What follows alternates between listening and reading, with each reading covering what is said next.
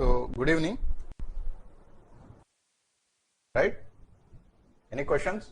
Yeah, great. Okay, great. So I will discuss Jacobian. So based on that, actually Jacobian, finding out the integral, which is nothing but the transformations of the integrals into a different coordinate system, right? So that's where, so transformations.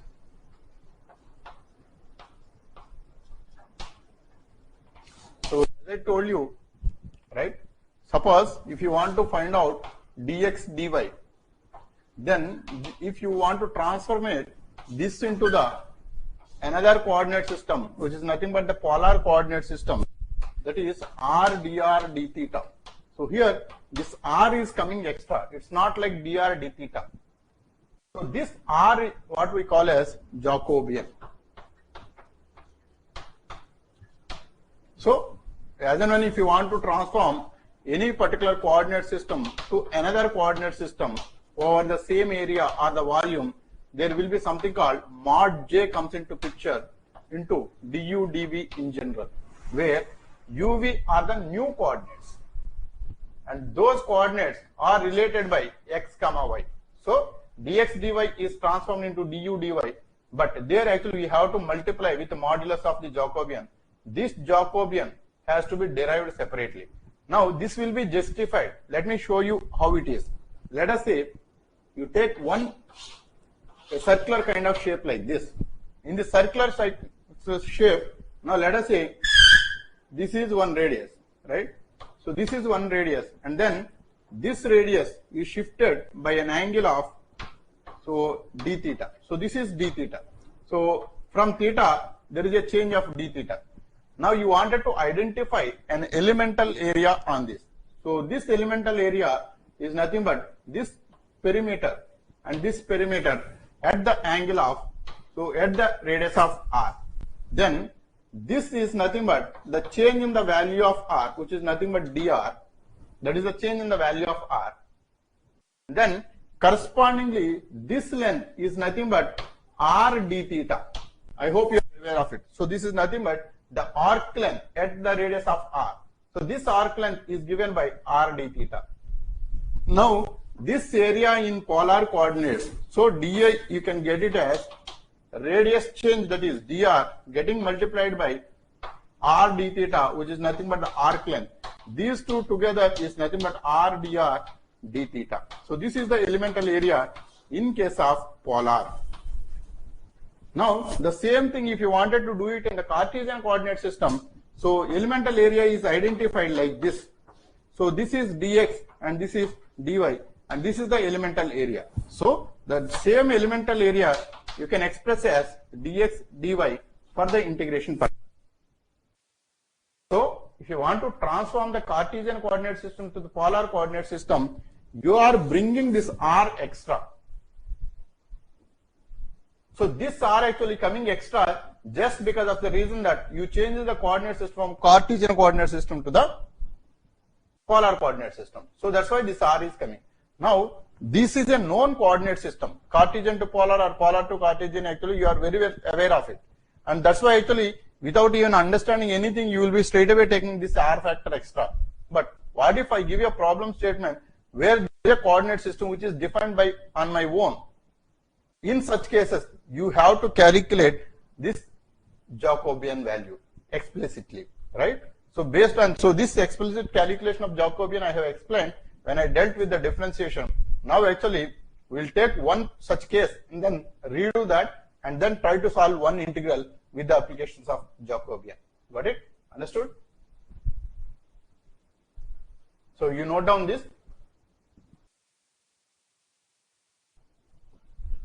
Any questions on this?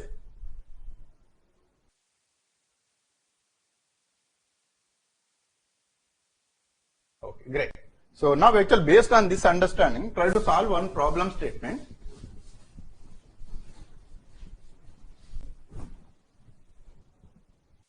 Evaluate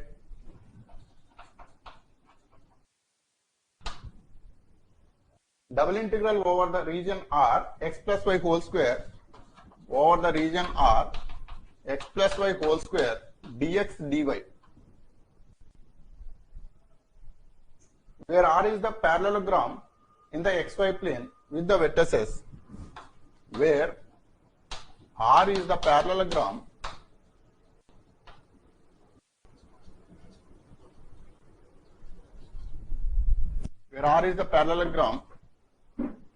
with the vertices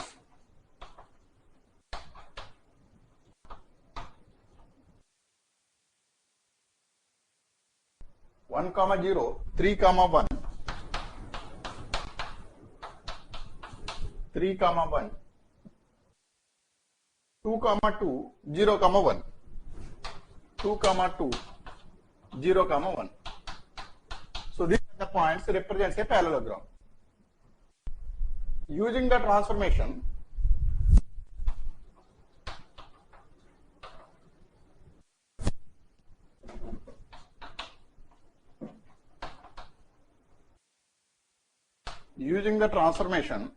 u is equal to x plus y and v is equal to x minus 2y. So this problem statement, so straight away solving this integral will be a little bit difficult, but still you will be able to do that. So here first you need to identify this area. So this area, if I identify this will be like this. This is x-axis and this is y-axis. So 1, 0. So x-axis is 1 and y-axis is 0. This point, and then 3, 1. This is 2 and this is 3. 3, 1 is this point. And then 2, 2. So this is in between 2 and this is 2.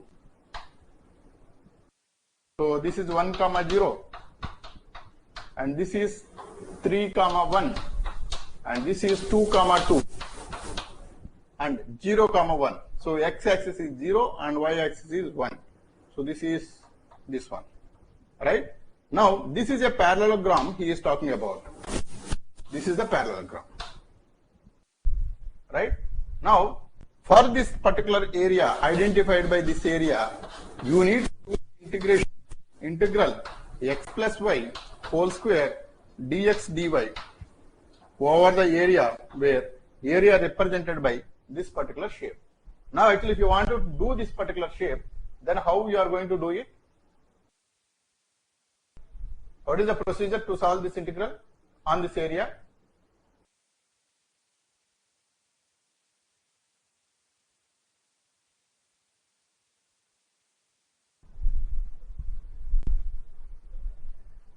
Any idea how we can do this integration for this area?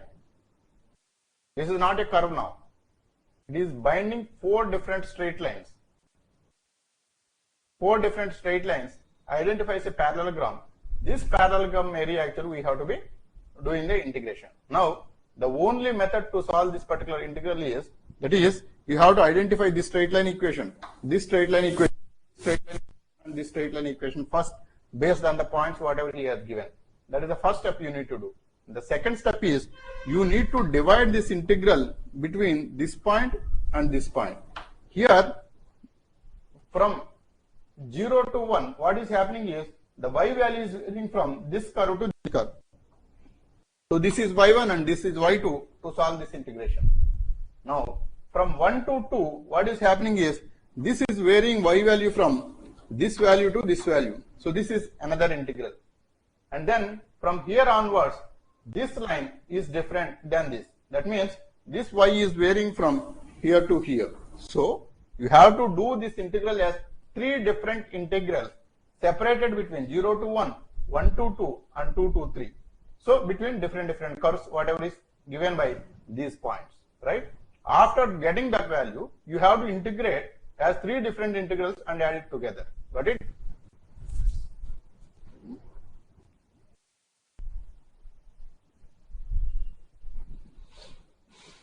That way you have to solve this integration, right? Now what he has given is, so this is the normal procedure. Now actually we have to do with the help of the transformations. Now if I transform this into a different coordinate system called u comma v, so I call this the horizontal axis as u and this as v, then the shape is getting reduced to a different shape based on the coordinate system whatever we have selected, which will give you a relation between the previous coordinates and the new coordinates. Here, this is what we call as the transformation. So this point, if I map it, this value is 1 plus 0 is 1. So that is this point, u value 1 at this point, and then this point is mapped to 3 comma 1. So sorry, y value 1 comma 0 is nothing but u value 1, and the y value v value will be 1 minus 0, that is 1 comma 1. So this point is 1 comma 1, and then this point is mapped to 3 plus 1 will be 4, and 3 minus 2 into 1. So 3 minus 2 is 1. So 4 comma 1 is another point. So this point is 4 comma 1, this point.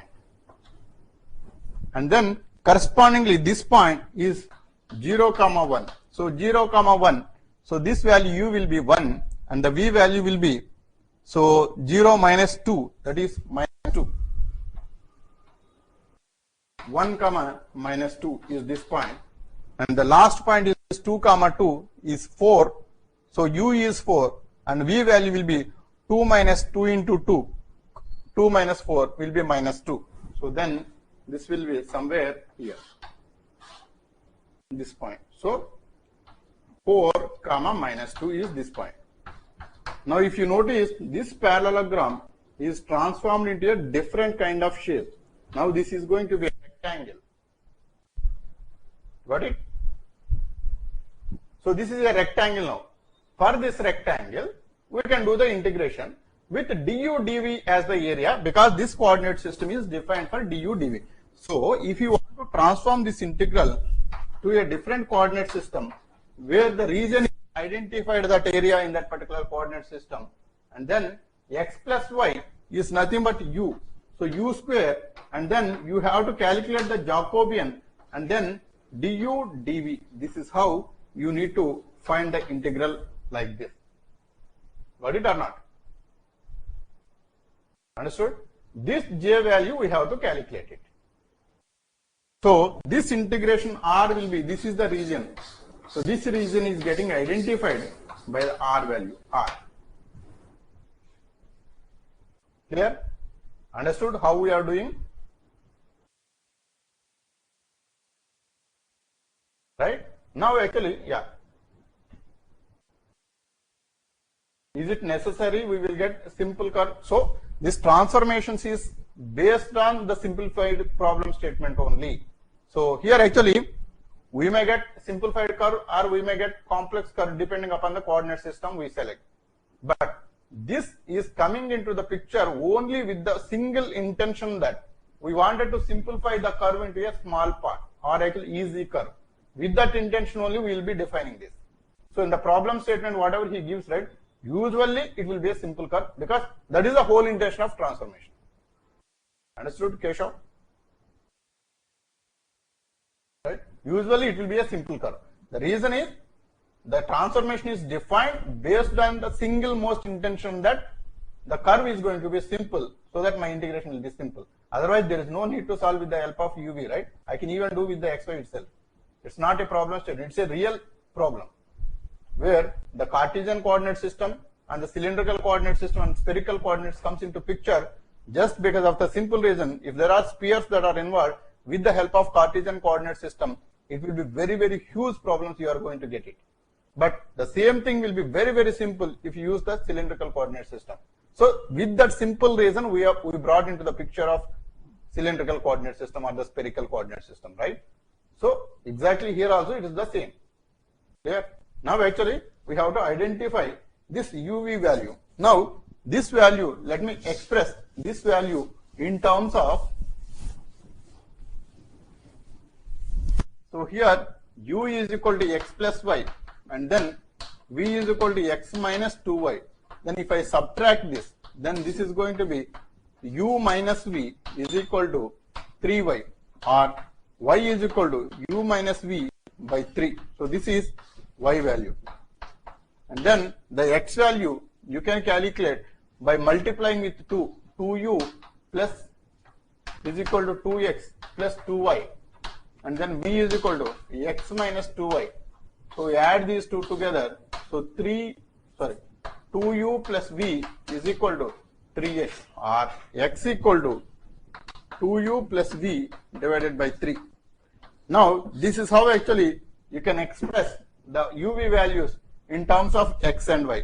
Now the Jacobian is defined as j is equal to modulus of dou x by dou u, dou y by dou u, and dou x by dou v, and dou y by dou v. So this modulus value we have to be finding out. This value is nothing but the Jacobian. So for this actually, if I further simplify this, this is u by v minus u by 3 minus v by 3, and this is 2u by 3 plus v by 3, right? V by 3 is the value of x. Now dou x by dou u, I can put it here. Dou x by dou u is 2 by 3, and then dou y by dou u, so dou y by dou u will be 1 by 3, and then dou x by dou y, dou x by dou u and dou y by dou u, 1 by 3. So dou x by dou v, so this is 1 by 3, and then dou y by dou v, so dou y by dou v will be minus 1 by 3. So here AD minus BC, so this is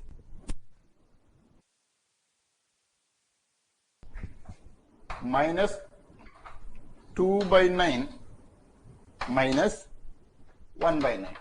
So this is minus 1 by 3. So this j value is coming out to be minus 1 by 3. Got it? That is how actually we will be calculating the Jacobian. Once we get the Jacobian minus 1 by 3, you have to identify this integral with mod j. That means 1 by 3 is the factor, not minus 1 by 3, because you have to take the modulus of the Jacobian. Now this integral became now, so note down this, I am going to erase it.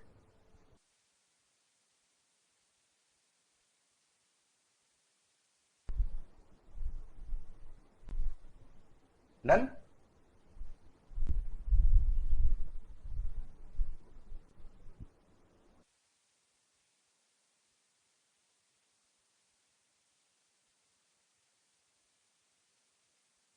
Okay. Now this value, this integral value, so integral over the region R, so 1 by 3 will be the mod j value, u square du dv. Now the u limits are varying from 1 to 4. The u limits are 1 to 4 and the v limits are minus 2 to 1. So minus 2 to 1. So this integral value 1 by 3 comes out, and then with respect to v, if you do it, that will be v. So v is 1 minus 2 is plus 2, and then integral u square du, and then this value is 1 to 4. So this is coming out to be, so 3 by 3 will cancel out, integral u square will be u cube by 3, and the upper limit is 4 and lower limit is 1. So this is 4 cube by 3 minus 1 by 3. So this will be 64 minus 1 divided by 3, 21. Yeah, this is correct. Got it? Understood?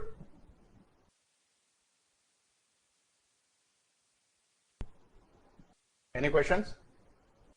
Okay, so this is how actually, in case if there are certain transformations that are involved, with the help of Jacobian, we will be finding out the integral value after simplifying the curves, right?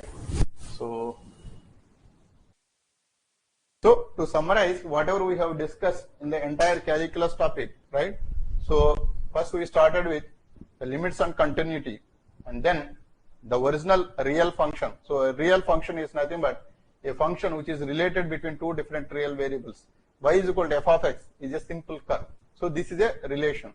Now that relation, right? So whatever we have it, right?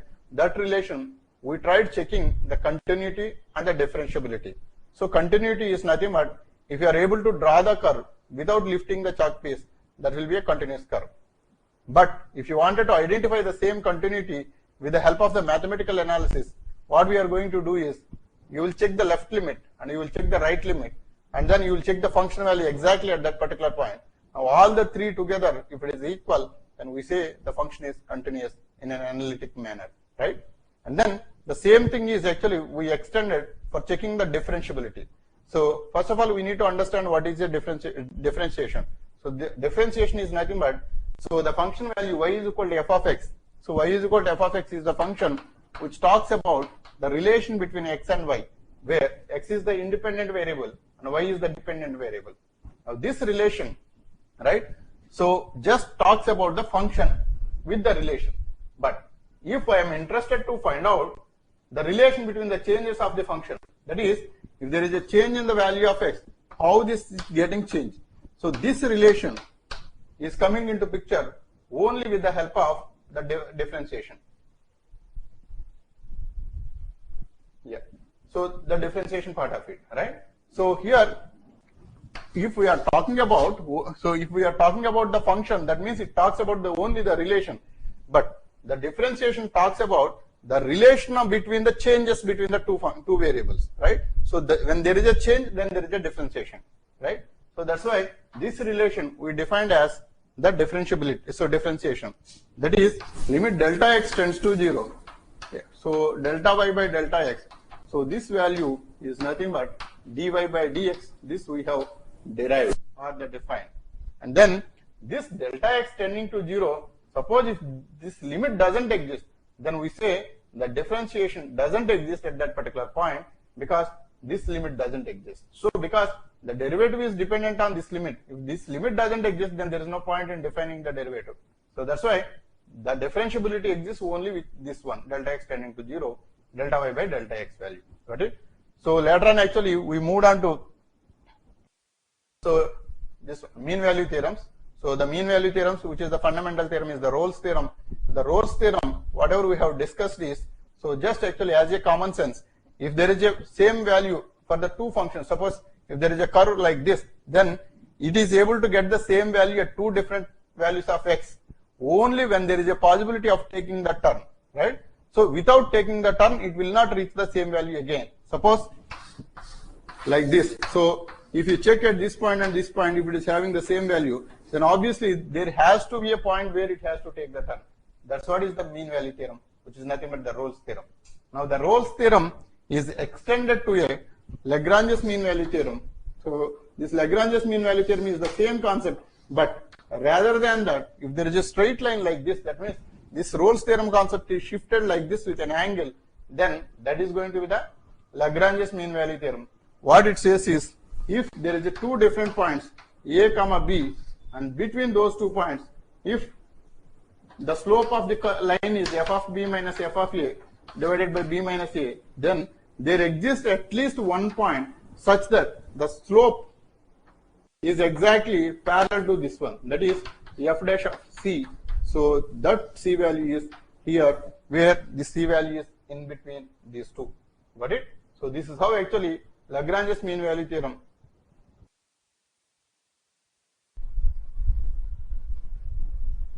Which one? So limit x tends to 0, y tends to 0, xy by xy plus 2 divided by x square plus y square.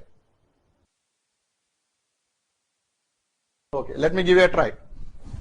Okay, so anyway, so you understood this concept, right? Yeah, so I will take that problem at last, and then, so I'll just summarize first and then actually I'll take that problem, right?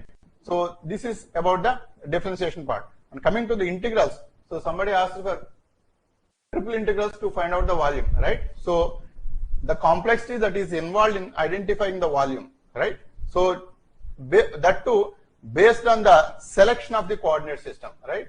So here actually, if there is a shape, if you are able to draw that particular shape, then you will be able to identify the volume, right? In that, we have discussed mainly the shapes are, one is x square plus y square is equal to a, so ay or 2ay, this is one shape. So this is the cylindrical shape. And another shape what we talked about is x square plus y square is equal to z square. This is one shape, which is nothing but the cone shape. And x square plus y square plus z square equal to a square. This is nothing but, this is a spherical shape, and then one more, x square plus y square is equal to az. This is the paraboloid shape.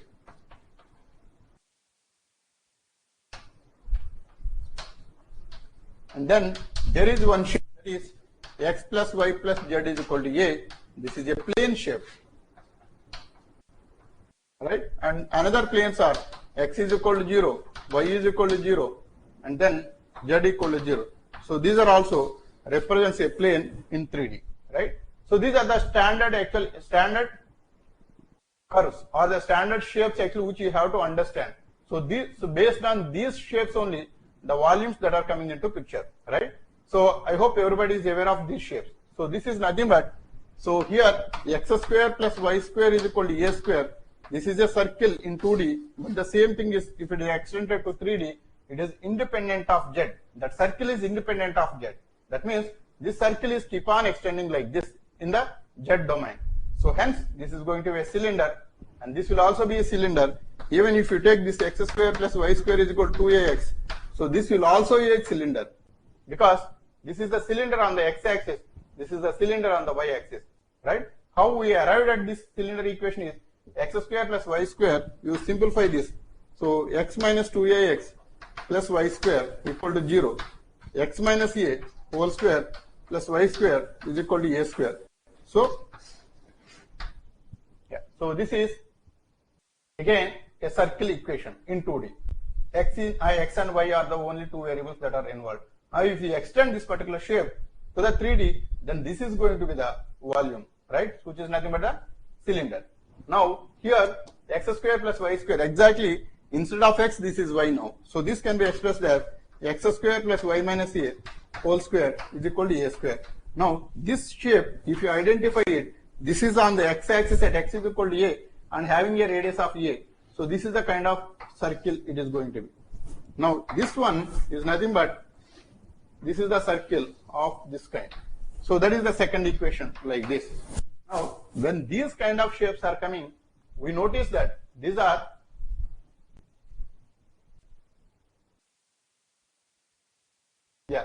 right. So solid geometry is a little bit helpful for this, right? So identifying these shapes. So this is the cylinder. Now usually actually we converted this into the polar coordinate system. That polar coordinate system, when we convert it, this is going to be, if it is on the x-axis, then it will be r is equal to a cos theta, or this length, right? So whatever it is there, right? So this is 2a cos theta, and this shape will be 2a sin theta equal to r. This is the shape of the polar. So this is the diameter which will be represented by this particular curve 2a, and this is the diameter represented by this curve. So this is on the x-axis and this is on the y-axis, and then this one x square plus y. So this understood, this understood, and this understood, right? Then if you take this equation, so x square plus y square is equal to az. So this is, here actually y is present here. Here also x is present here, right? X is present here. But in this case, x square plus y square, but this is z. So it looks like a cylinder, but it's not a cylinder. So this is a kind of shape of a paraboloid, where you know the fact that x square is equal to az is a parabola and y square is equal to az is a parabola. Now x square plus y square is equal to az is a paraboloid. But it is a paraboloid with the axis along the z-axis. So this is axis along the z-axis, this is the parabola kind of shape, right? So that's why actually, so this kind of shape, where if both of these variables not present at this particular point, so if this is simply z, then it is going to be a shape of paraboloid. Now here x square plus y square is equal to z square, and x square plus y square plus z square is equal to a square. Two different shapes are there. This is quite famous shape. This is a spherical shape where the radius is r, or a in this case, right? So x square plus y square plus z square is equal to a square. It is coming from the simple reason that the locus of all the points which maintains a constant distance from a fixed point in space is nothing but a sphere. So from this particular line, so let us say this is origin. From this origin, this point if you take as x comma y comma z, the distance between these 2 points is x minus 0 whole square plus y minus 0 whole square plus z minus 0 whole square is equal to r square, which is nothing but this radius square. So x square plus y square plus z square is equal to a square is going to be a cylindrical shape, right? Now this shape is nothing but x square plus y square is equal to z square. Now for each value of z, it is going to be a circle. This is not going to be a cylindrical shape because this z is a variable now. But here x square plus y square is equal to a square is a cylinder. But this a, if it is a variable, then it is not going to be a cylinder. So this will be at z is equal to 0, it will be a circle of radius 0. At z is equal to 1, it is a circle of radius 1. At z is equal to 2, it is a circle of radius 2. Now if you join all such kind of points along the z, if you keep on going, it is going to be expand like this, and this shape is going to be a conical shape, right? So these are the standard shapes of 3D. Generally, these are the only shapes actually that are going to be asked. Got it? And then another shape may be the ellipsoidal shape. Ellipsoid shape is x square by a square plus y square by b square plus z square by c square is equal to 1. So this is ellipsoid. Ellipsoid means if you take 1 out, that is x square plus y, x square by a square plus y square by b square is equal to 1. It is a elliptical shape. Now if I leave this one, y square plus b square, y square by b square plus z square by c square is equal to 1. It's again a ellipse, but on the yz plane. Now if you leave this one, x square by a square plus z square by c square is equal to 1 is again an ellipse, but it is on the xz plane. So if whatever may be the plane, so if all the three are present, then whatever may be the plane it is going to be looked as an ellipse. That means that particular shape we call as an ellipsoid. Got it? So ellipsoid shape. So this ellipsoid shape can be represented with x square by a square plus y square by b square plus z square by c square is equal to 1. Whatever the way you look at, this is going to be an ellipse. And then coming to the planes, x plus y plus z is equal to a, it is going to be a standard plane equation, wherein if you take 1 out, this is going to be a straight line equation. If I take this one, this is going to be a straight line equation on the yz plane. If I take this one, this is going to be a straight line equation on xz plane. So in one plane, if it is going to be a straight line, that is on the xy plane, if it is a straight line, it is going to be a plane equation in case of 3D. So which essentially means that if I take x is equal to 0, then I am not talking about yz. I am just talking about x is equal to 0. That means whatever may be the value of y and z, it is going to be take only the x value to be 0. So you can take any random value of your own interest for y and z. So such kind of equation we call as the plane equation at x is equal to 0, which is nothing but yz plane. So y is equal to 0 is nothing but xz plane, and z is equal to 0 is nothing but xy plane at z is equal to 0. So not only this, so x is equal to is also a yz plane, but at x is equal to c. That means, see this, if you are, let us say the vertical axis is z, then wherever I am standing, that is on the ground, the origin actually is located for z value. So z is equal to 0 is a plane where I am standing now, and the ceiling is also a plane, but at z is equal to 10 feet, right? At z is equal to 10, again it's a plane equation. So if I simply say z is equal to 10, it is again a plane equation in 3D, but it represents the ceiling. If z is equal to 0, then it is again a plane, but which is the ground. Got it or not? So that's how actually these planes are getting defined. Now the shapes that are going to be identified are, suppose if there is a plane equation on this particular cylinder like this, then let us say this is the plane equation. Now this plane is cutting this particular volume. Let us say there is one more plane equation like this, then the volume generated between these two, right? So this volume, bottom side actually there is a cylindrical shape, and this side there is a plane shape, and this is a plane shape. Now the volume in between these two you have to identify. For the z value, it is varying from this one, these two, and the x value you have to identify this area, which is nothing but the cross sectional area at the intersection point, right? So this area limits z varying from top to bottom like this, and this area limits will give the volume bounded by this particular shape.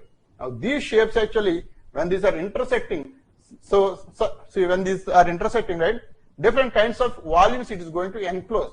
So you have to identify that enclosed volume, and based on that you have to identify the limits for the respective problem. Got it? Any questions on this? Keshav?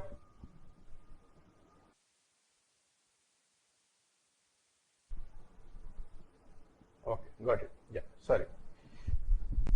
Fine. So this is about the identification of the volumes with the help of the 3D shapes.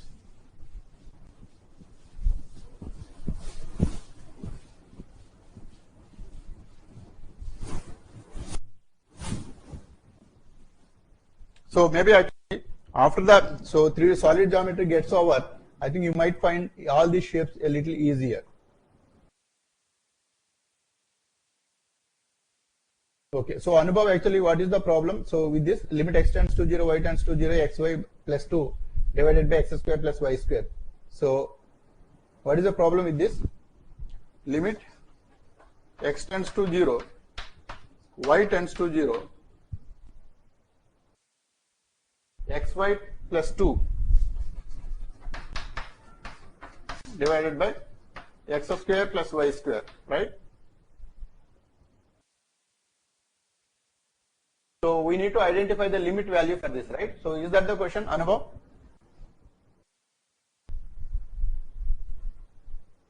How answer is 0? Now let us see. See this. So first actually let us take along the x-axis when x tends to 0 first and then y tends to 0. Now when x tends to 0, then this is going to be limit. So y tends to 0, then replace x value 0. So 2 by y square, right? So 2 by y square, so this value when y tending to 0, then I think, so this is infinite. And similarly, when limit y tends to 0 and x tends to 0, so this will be, again, I think, so this is 2 by x square. So this is also getting infinite.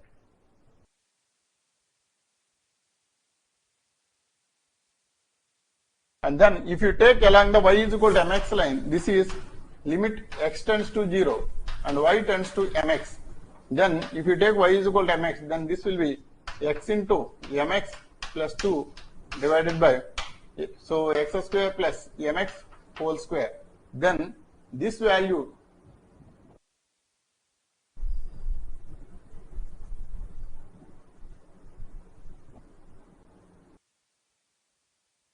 okay, so x square you can take it out, and then this will be m plus 2 by x square divided by x square, you can take it out. This is 1 plus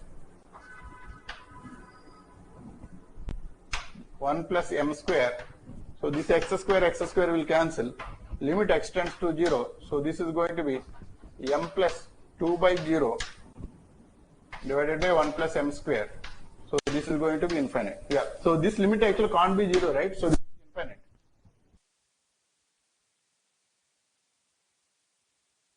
Got it, Anubhav?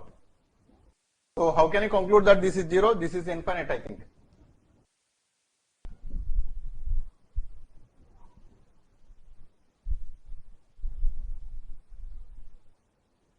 No, maybe wrong, I think. So maybe wrong. So actually here actually you can notice, so the xy value both are actually coming out to be 0, right? Xy values. Yeah, okay, you can scan it and send me that. Yeah. You can scan it and send me that. So I will check that answer and then actually I will give you appropriate feedback. Yeah. So I think it should be infinite only. Because when these two values are coming out to be 0, then obviously, so whatever the value you are going to put it there, so it is going to assume the infinite value, because at the denominator it is going to be 0. Got it or not? Maybe some kind of printing mistake might have been there. Yeah. Or else actually, so yeah, or else actually here actually there may be some function of maybe x or maybe y, such kind of thing may be present here. That could be the possibility. Got it? So here actually you can look at and you can straight away say that in the denominator there is a possibility of getting 0 only always, whatever may be the path you selected. So that's why it is going to be infinite. And there is, for sure, there is a constant value here. Yeah. So I am sure. So this is going to be infinite. Yeah. Polar curve tracing. Polar curve tracing is easier only. Let me explain that.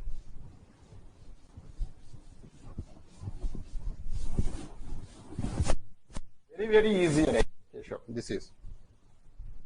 Yeah. So polar curve tracing is given any random curve, whatever may be the curve it is. If you give it, this is r is equal to a into 1 minus cos theta. Let us say take. So this is a polar curve. So the methodology what we are going to adopt in case of polar coordinates is, that is simple rule, take a horizontal line and identify the pole, and this point we call as the pole, and this line is called as the initial line. And then try to trace the way we do in Cartesian coordinates. What we do to identify any graph, unknown graph, we will select different values for x, and correspondingly we calculate the value of y, identify the points and trace that curve. That is how actually we do it in Cartesian coordinates. The same thing we will be doing here also, but here we will take different values for theta, not x, because earlier in Cartesian it is x. Now here actually we have the variables r and theta. Theta is independent variable, and this is independent variable. For polar coordinates actually, so this is always true. Usually, or almost 99 or 100% of the cases, theta is independent variable. But in Cartesian coordinates actually, there might be a case x can be expressed in terms of y. That is x is equal to f of y. That is also possible. But here we give it usual in the form of r is equal to some function of theta, right? So it's not that theta is equal to sin inverse of r, something like that. So usually it won't be that way. So here for this kind of shape, you identify different values of theta and then identify the location of it. So if I say theta equal to 0, then this value will be 0, 1 minus 1. 1 minus cos 0 is 1, 1 minus 1 is 0, then r value is 0.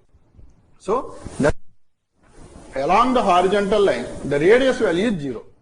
And then take one more value, known value, let us say cos 30. So cos 30 value is root 3 by 2. Then 1 minus root 3 by 2 value will be root 3 is 1.732 approximately divided by 2, and then 1 minus of that value is going to be some factor which is less than 1 getting multiplied by a. So that will be a 30 degrees angle. So this angle is 30 degrees, and correspondingly identify the value of r. So this value is the r. Now take one more value, let us say 45 degrees. This will be 1 by root 2, 1 minus 1 by root 2, and then getting multiplied by a. This will be a little more than this length approximately, and this is how you are going to get it. So this angle is 45 degrees now. Now take one more 60 degrees, then it is going to be one more value a little more than that, and then 90 degrees, exactly at 90 degrees, this will be cos 90 is 0, then this will be a. So 90 degrees is exactly perpendicular, and this value is coming a. So this is a value getting multiplied with some value lesser than 1. More than this value is getting multiplied here. More than this value is getting multiplied here. And more than this value is getting multiplied here. Because this cos value, when you go from 0 to 90 degrees, it will be 1 to 0, it is getting reduced. Correspondingly, 1 minus of that is going to be increased. So from 0 it started, and little increase, little increase, little increase like this, and then finally it reached at this particular point. So if you trace this curve, so this will be like this. Got it? This is the kind of shape I can get it. Now after that, if you again increase the value of cos, so after cos 90 degrees, it is going to be negative value. Now if I take 120 degrees, minus 1 by 2 is the cos theta value. So minus of minus will be plus. 1 plus 1 by 2 will be 3 by 2, which is nothing but more than the value of a. So that will be, if you take at 120 degrees, it will be somewhere here. Now again increase the value. So 135. So it will be far more than that. And then 150 degrees. So you take it, again better value. And then 180 degrees will be 1 minus of minus 1 will be plus 1. That is the highest value you can get it in this bracket. That is 1 minus of minus 1, which will be 2. So 2a will be the total radius value. So it will be almost on this line. Now, if you extend these, join all these things, this is how you are going to get it.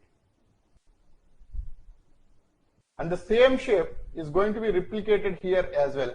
So because after this value, right, the cos value actually is still negative, and then it is keep on reduces till you come to the 270 degrees. So it is almost opposite to that one. So this value is getting traced like this, and then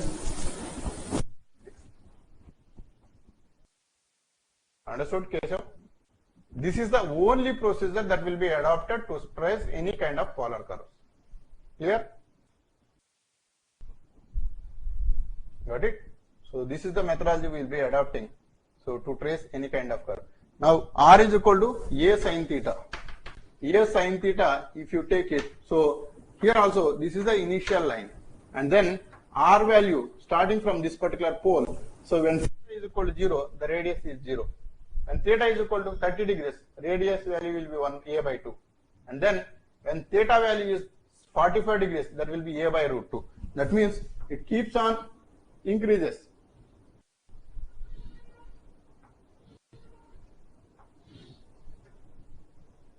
So it will be like this, right? Yeah, this is the kind of shape you are going to get it for different values of theta, like this. Now, again, if you keep on increase the value from 90 to 180 degrees, this is going to be like this, it comes back. So this is a kind of circle. Now, R is equal to, so this value is A. That means the radius of the circle will be A by 2 only. But this will be traced as polar coordinates radius R. So this is going to be keep on increasing like this. So if I take R is equal to A cos theta, then this will be, this is the initial line, this is the pole, and then this value, when theta is equal to 0, then the R value is going to be A. So that is, this is the value of A where it is going to be started. Now, exactly when theta is equal to 90 degrees from the initial line, the R value is going to be 0 because cos 90 is 0. So that's why this circle like this. This is how we are going to get the circle.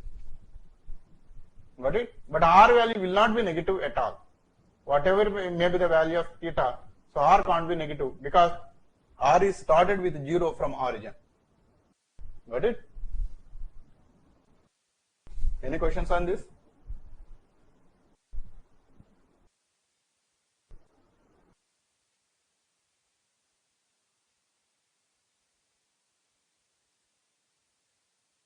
So I didn't get this.